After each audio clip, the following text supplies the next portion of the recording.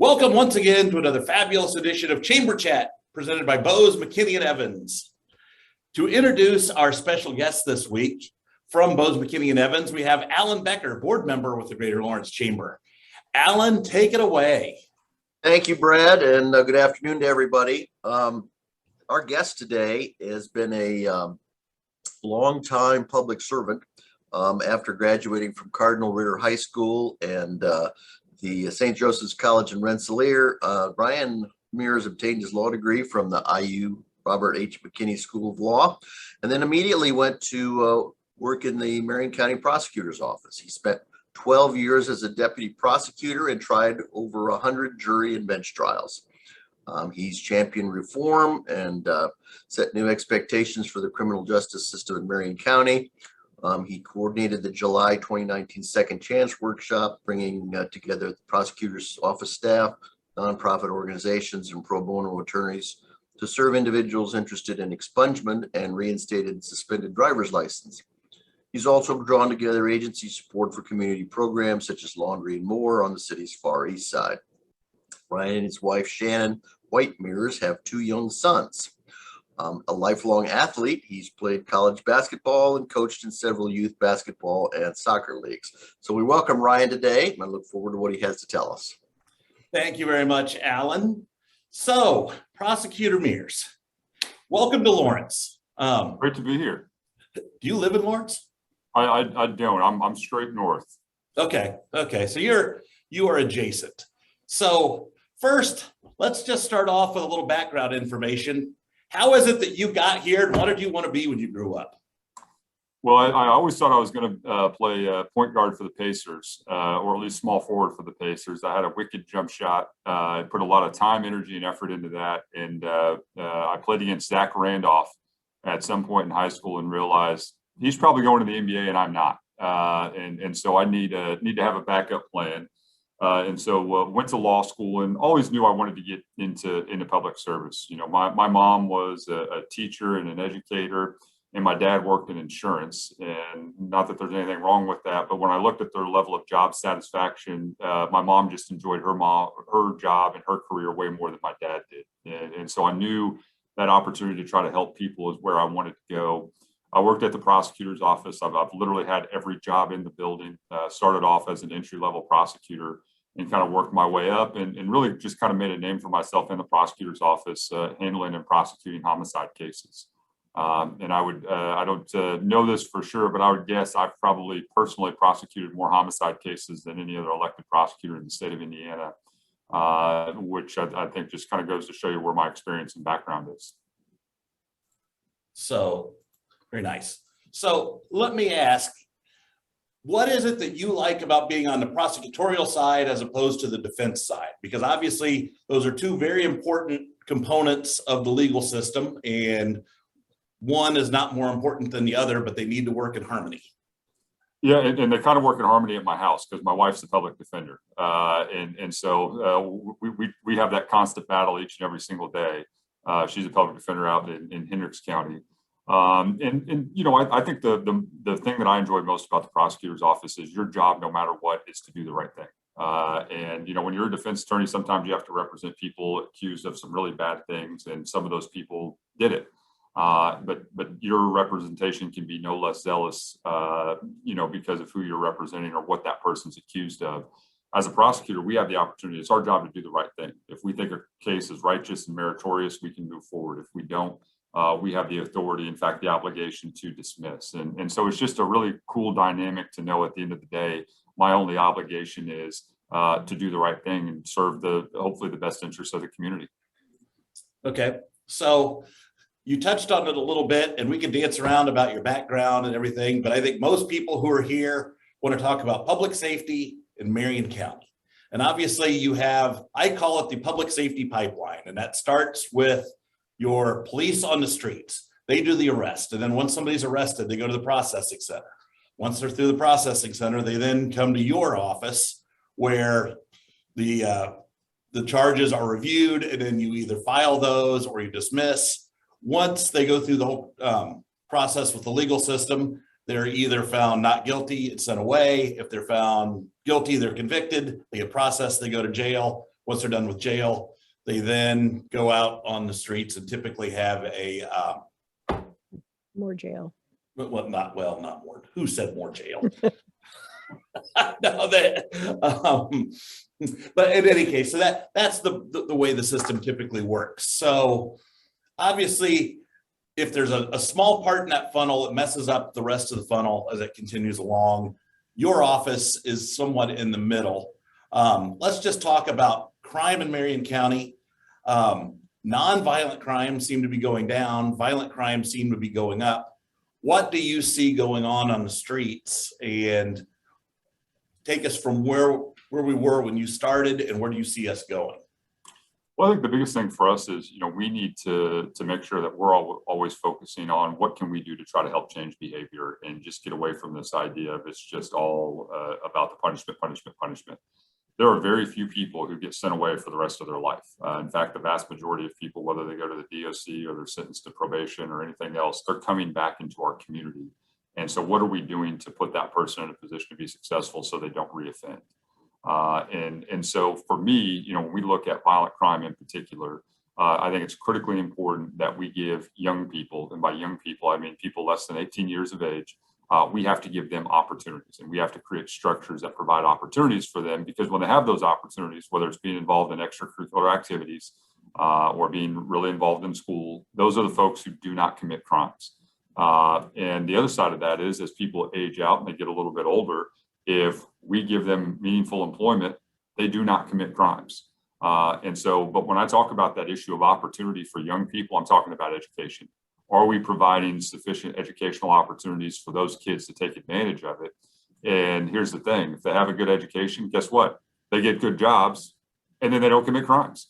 And so that's really, where our focus is what can we do to get people into the workforce who are coming out of the criminal justice system? I can't do much for them in terms of make them get a GED or make them get an associate's degree. But what I can do is work with them and say, here are the things I'm willing to do to help you get a driver's license.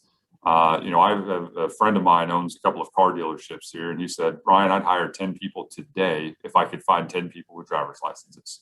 And so we just have a real problem with people who are restricted from employment because their driver's license is messed up, whether it's because of tickets or B&B reinstatement fees. So we work with that to get people working. And the second part is, we have a real problem with discrimination against felons here in the state of Indiana. And so there's a lot of people who are either unemployed or underemployed because of a prior felony conviction. And because of that, we work really hard on our expungement process to get those felonies removed so people can get jobs and working. Because again, the biggest factor in whether or not we see them again in the criminal justice system is, do they have meaningful employment?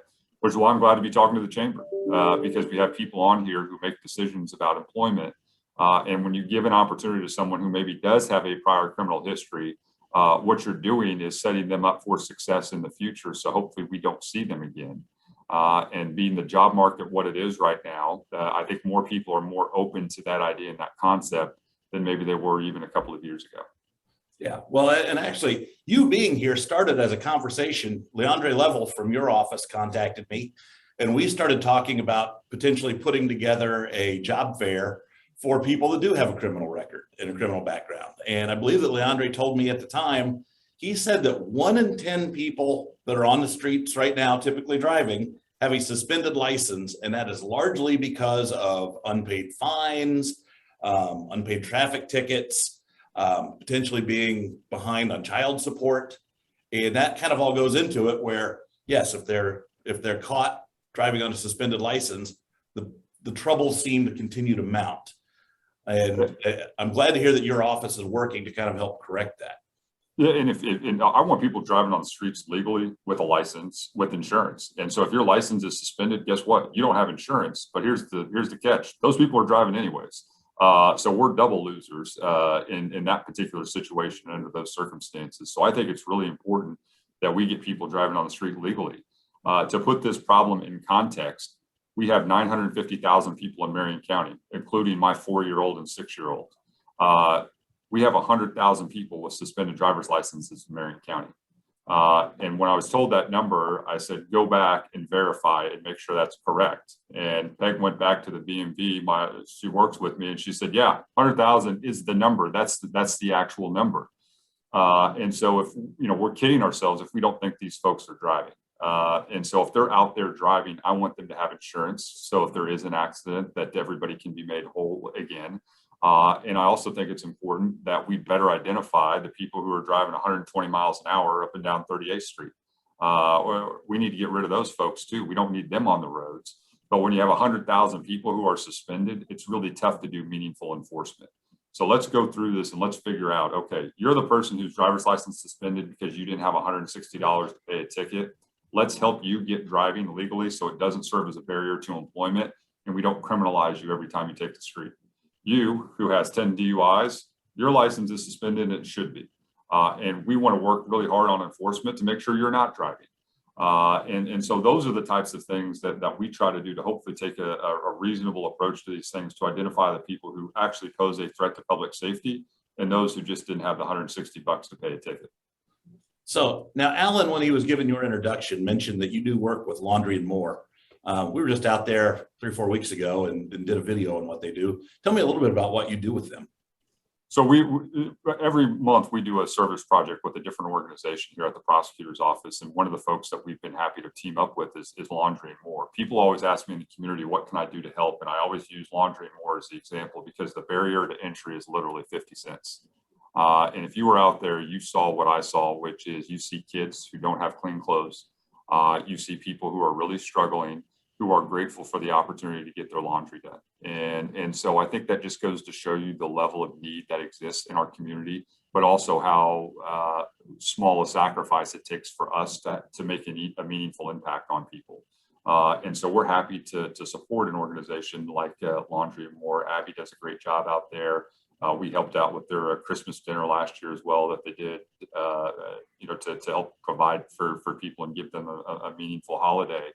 But I think it's important to highlight programs like that because it just demonstrates how a little bit of money, literally 50 cents, can really change someone's day, someone's life. And we hear about the consequences if kids going to school, they're getting made fun of, they're getting bullied because their clothes aren't clean because their parents can't afford the detergent and they can't afford to do the laundry. That's an easy thing for us to help out on and try to fix and try to help. And that's why we're so passionate about programs like that. And I think it illustrates to the public a little bit can go a long ways in someone's life who doesn't have very much. Okay, I want to transition a little bit now to public safety. Obviously, Marion County is on track to set a homicide record. In fact, we'll probably set it this month. What do you perceive or see as our biggest challenge right now? Is it drugs? Is it lack of opportunity? Is it lack of parental involvement on people coming up? I'd just kind of like to hear what it is that you see being in the trenches, and then we'll follow up on that a little bit. The biggest problem we have is we just don't solve enough cases. And we have this terrible cycle of violence that occurs because people don't trust the criminal justice system. We've had over 550 non-fatal shootings this year, and 70% of the people just tell the police to pound sand. Meaning they don't tell them anything. They don't even bother to make up a lie. They're like, I'm just not going to tell you what happened. And what happens is it creates this terrible cycle of violence because you have that 70% of individuals, and obviously those cases aren't getting solved, and they're going to take matters into their own hands. And so we have this retaliatory violence that really plagues us and is what leads to additional homicides and additional violent crime. So how do we interrupt and how do we disrupt that really, terrible process? And it goes back to what can we do to help build trust in the community, and how can we make the community buy into the law enforcement system and come forward with that information and tell us what happened so we can solve more cases and interrupt this level of violence. But right now, there are many communities who just don't trust law enforcement, who don't trust the criminal justice system. And as a consequence, people are taking matters into their own hands. And so we work really hard to say, these are the proactive things that we're doing to help the community today.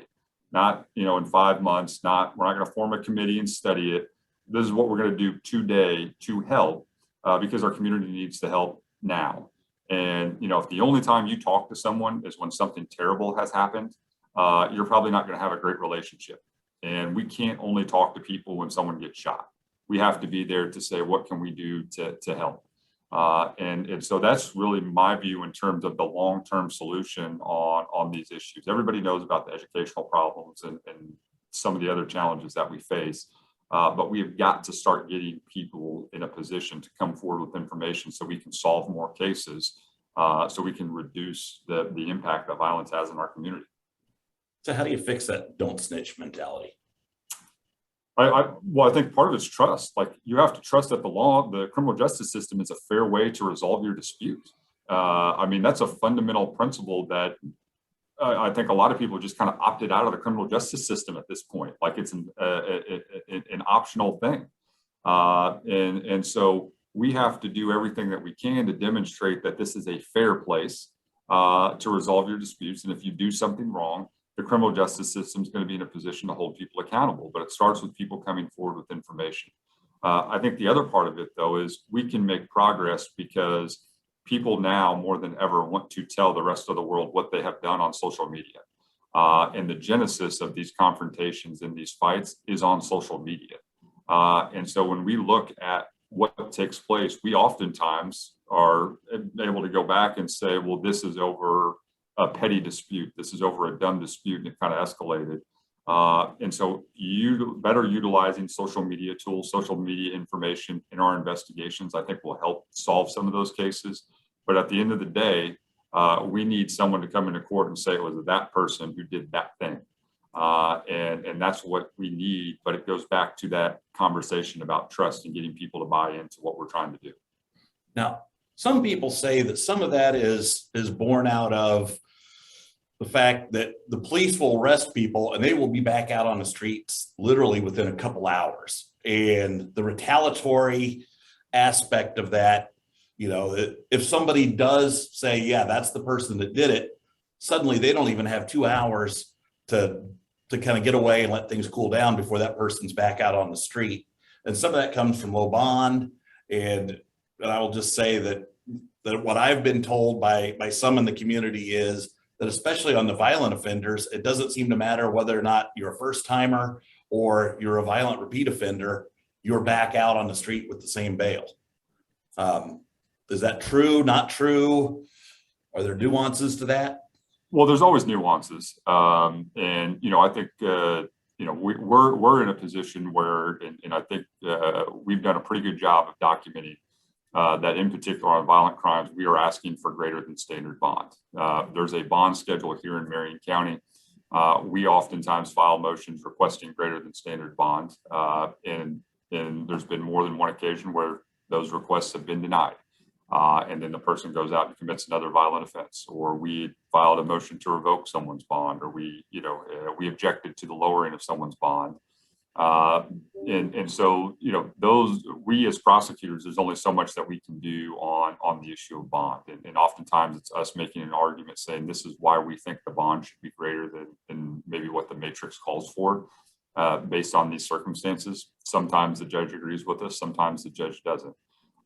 You know, I think I certainly understand the community's frustration, because that's a frustration shared by many prosecutors who go to court every single day and feel like they made some pretty compelling arguments, and you know, those arguments ultimately did not prevail at the end of the day.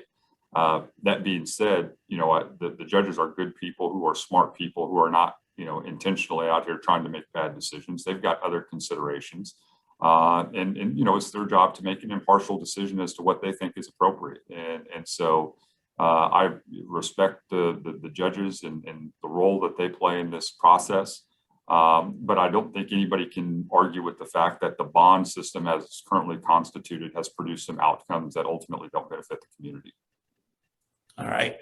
For everybody who's just tuning in, you are watching the Greater Lawrence Chamber of Commerce Chamber Chat presented by Bose, McKinney & Evans.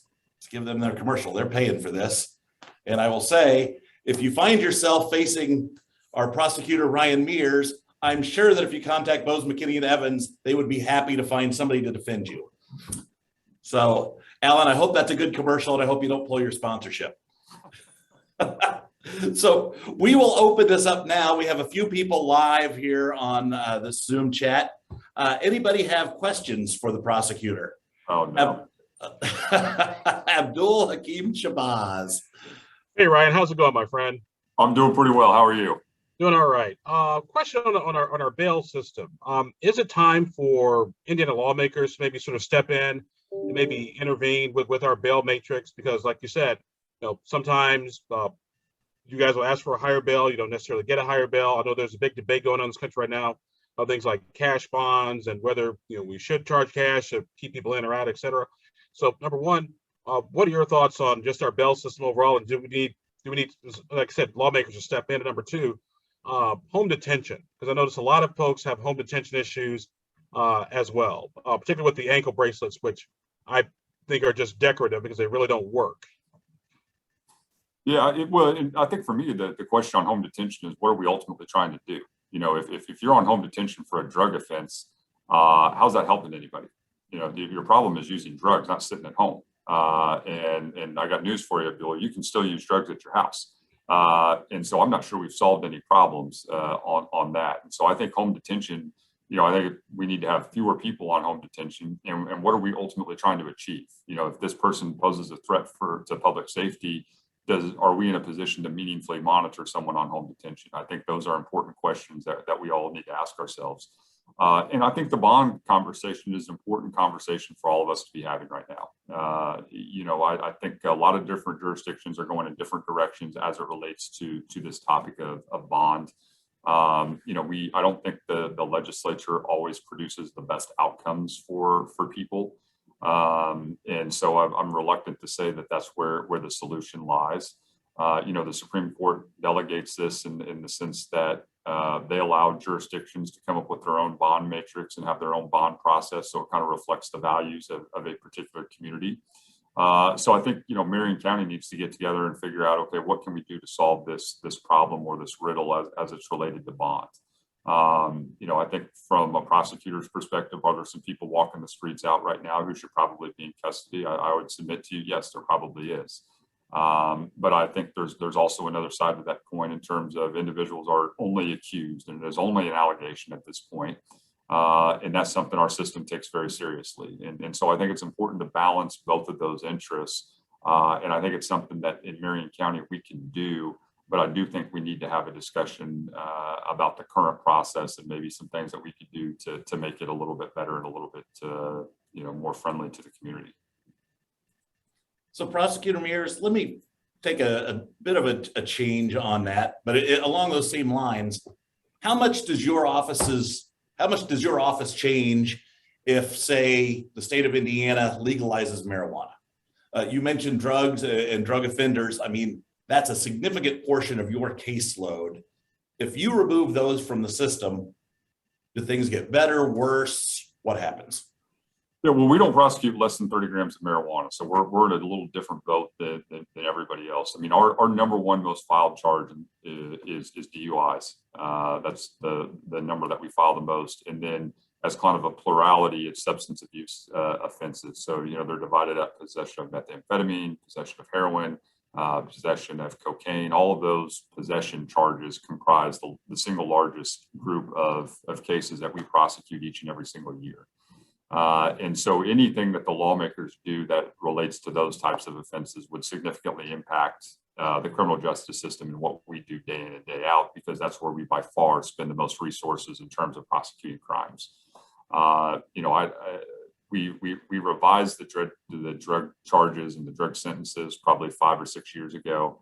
I think that has had mixed results. And so I think it might be time to revisit how we handle drug offenses, not only in Marion County, but the rest of the state, because I think we now have enough evidence to suggest that there were maybe some missteps in that revision, and there are some things that really made sense that ultimately have probably benefited communities. So other questions from the gallery for Prosecutor Mears? Seeing none immediately, I will ask my next question. Obviously, with the chamber, we're concerned with economic development. We want a vibrant and robust business community, ideally in Lawrence, but we'll take Marion County and Central Indiana. How does your office feed into that and help become this more of a vibrant community? Well, I think the biggest thing is helping people get into the workforce right now. I mean, you can't walk into a place and see a help wanted sign right now. And so there's a labor shortage right now. So what can we do to try to help get people employed with meaningful employment and help get people back on the path to hopefully being productive members of our community. And so I think that's a portion of what we can do. I think the other part is, we need to make sure we're doing a good job of identifying the people that we're mad at and the people we're afraid of, and making sure that we treat those two classes of individuals differently. The people who are out here committing violent crime, we don't need in our community, and they don't need to be walking around our community. And it's very important that we're in a position to hold those individuals accountable. So far this year, we've tried 26 murder cases and we've won 22 of them. So we're 22 for 26 in terms of prosecuting murder cases. And that's a number that we're proud of. And I think it demonstrates our commitment to public safety and also holding violent criminals accountable. And then for people who are not involved in violent crime, but who maybe are involved on substance abuse and substance use offenses, what can we do to try to help change behavior? This idea of we're just going to recycle people in and out. I mean, I'm tired of seeing the same people. We need to change our thinking, and we need to do things a little bit differently in terms of how can we break this cycle. And a lot of it comes down to let's focus our resources in trying to change behavior. And I will tell you, because I talk to people nationally, when we do that well, we get a lot of positive attention from really smart people who want to invest in communities. I have conversations all around the country, and people are really curious about our second chance fairs, and people are curious about how we handle some of these addiction issues. And it puts us in a favorable light because people see us as thinkers and people who are trying to solve problems, as opposed to just throwing people away or warehouse people for X number of years. And so if we want to be a cutting edge place that's attractive to people who are risk takers by nature, because that's generally what entrepreneurs are, people who are not afraid of risk, we have to demonstrate that we're willing to deviate from the status quo and take new challenges and take on risks in the criminal justice system that will hopefully produce different and better outcomes. Okay. I have a quick question. Yeah, Tiffany, go right ahead. Fantastic. I was listening to you talk, and I love how you talk about education and jobs being a pathway for a lot of young people who are in bad situations and to keep them out of the criminal justice system. But when you think about violent crime in Marion County, do you think it's a mental health issue or more of a gun control issue? I think it's both. I think they go hand in hand. We see far too many individuals whose crime is driven by their mental health issues. And I think in particular with young people, what can we do to get a young person meaningful resources while they're in high school, while they're in junior high, so that mental health issue doesn't deteriorate and they become worse off than what they ordinarily would be. The other part of it is you cannot deny that too many young people have access to firearms. We saw last weekend at Ben Davis High School. Why at a high school football game do high school kids have access to multiple firearms? That's a real problem in our community, because this is breaking news. Young people make impulsive, poor choices. And if you give them a firearm, you are only exacerbating those poor choices. And so access to firearms in particular for young people is a real problem. And the internet's an awesome tool. You can read Abdul's blog, you can check out his Twitter feed, you get to do all those great things. But the other thing the internet does is it allows anybody who wants a gun to get one really easily. And when we look at these cases and we look at these firearms, they're being traded on Facebook, they're being traded on Instagram. And you used to kind of have to know someone to get a gun. Now you just have to have access to the internet, and you can find someone and purchase a gun when you're 15, 16 years old, which is contributing to some of our problems. Thank you. Thank you, Tiffany. So in our last moment here, your term is up next year, correct? Yes. You're running for re-election? Unless Abdul runs against me, yes. Okay. Very good. I don't know if you heard it here first, but you definitely heard it here. So again, I want to thank you all for watching the Greater Lawrence Chamber of Commerce Chamber Chat presented by Bose, McKinney, and Evans. Thank you very much, Marion County Prosecutor Ryan Mears. Thanks for joining us. This has been a nice little treat. Thank you all who have tuned in and watched or are going to watch this later. So with that, Prosecutor Mears, I will let you get back to work. Thank you again, and we'll see you all next time. Thank you. Appreciate it. Take care.